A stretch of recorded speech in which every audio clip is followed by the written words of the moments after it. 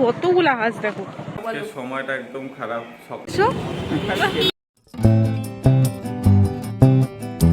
আজকে সময়টা একদম খারাপ। সকাল সারাদিন সারা রাত্রি ঘুম হয়নি কালকে। আর সকালবেলা উঠে দোকান খুললাম, দোকান খুলে কম্পিউটারের মনিটরটা খারাপ হয়ে গেল, কানেকশান আসছে না, জানি না কী হয়েছে অ্যাকচুয়ালি। তো দোকানে দেখাতে যাচ্ছি, যদি দোকান থেকে বলে যে ঠিক হবে। আমি এটাও জানি না যে এলসিডি মনিটর ঠিক হয় কি না।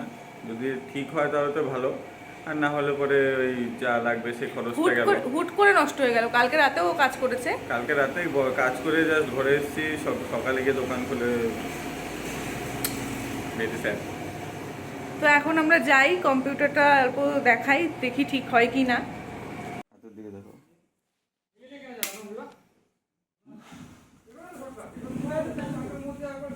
কোনো কিছু নেই, পাওয়ার আসছে না, দেখতেই পাচ্ছ। চলো এটা ঠিক করতে হবে। তো আমরা বের হয়ে গেছি মনিটরটা ঠিক করার জন্য। আর এই যে লালটু, এই দেখো বাইকের সামনে শুয়ে আছে, ও সবসময় এভাবেই শুয়ে থাকে। কতদিন পরে দেখলাম, মা কতগুলা হাঁস দেখো।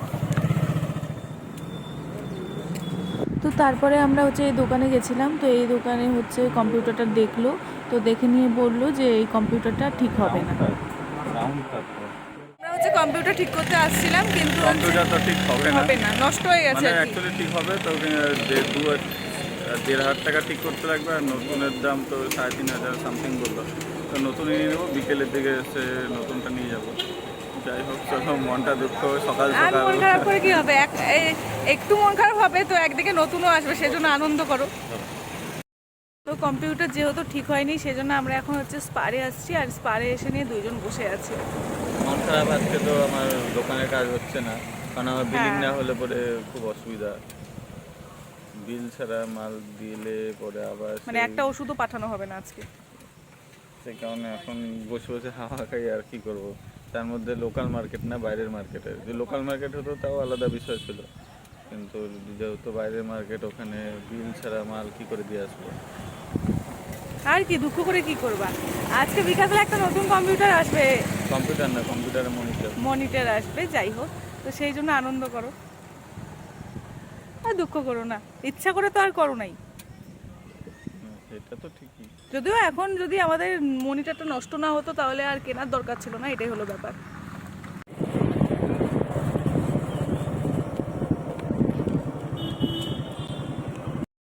তো সকালবেলা তো তোমরা দেখলেই যে আমরা কম্পিউটারের মনিটর কিনতে গেছিলাম। তো সকালবেলা তো কিনিনি, সেই জন্য হচ্ছে এখন আবার যাচ্ছি। আর একটু মার সাথেও দেখা করতে যাব, যেহেতু বেরোচ্ছি ওই জন্য ভাবলাম যাওয়ার পথে বা আসার পথে আমাকে তো আমার বাড়ির ওখান দিয়েই আসতে হবে বা যেতে হবে। তো সেই জন্য মার সাথে একটু দেখাও করে আসবো। ভিড়, যখনই বাজারে আসি তখনই ভিড়। তো সকালবেলা আমরা যে দোকানে গেছিলাম সেই দোকানে মনিটর দেখেছিলাম, কিন্তু আমরা ভাবলাম অন্য দোকানেও একটু দেখে নিই। তো আমরা এই দোকানে এসেছিলাম, তো এখান থেকে একটা নতুন মনিটরই আমরা কিনেছি। এখন হাসো। তো এখানে আমি বাড়িতে গিয়ে নিয়ে মার কাছে আদর খাচ্ছিলাম। মা বাবার কাছে আদর খেতে কার না ভালো লাগে, তা আমিও খাচ্ছিলাম। না না, তুমি কি বললে একটু আগে?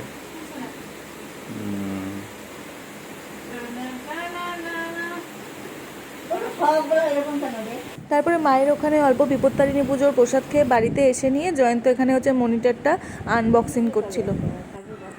তো তোমরা দেখতেই পাচ্ছ যে আমি আনবক্সিং করছি। এটা ফ্রন্টেক কোম্পানির মনিটর। এটা 19 ইঞ্চির মনিটর অবশ্যই।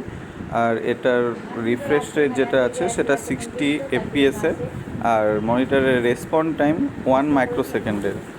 তো আর সাথে আমরা তোমাদের দেখিয়ে দিই, এটার সঙ্গে দিয়েছে কম্পিউটারের যে স্ট্যান্ডের যে নিচে দুটো পার্টি আছে ওখানে।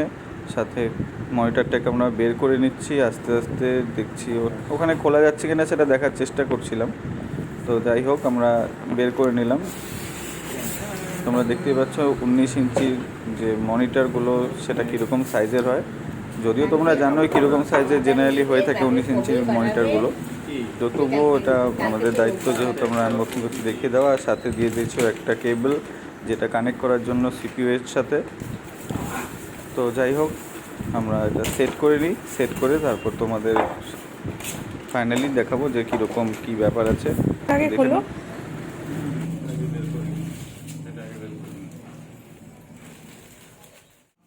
তো ফাইনালি আমাদের মনিটর সেট হয়ে গেছে। তো আজকের জন্য ভিডিওটা এইটুকুই।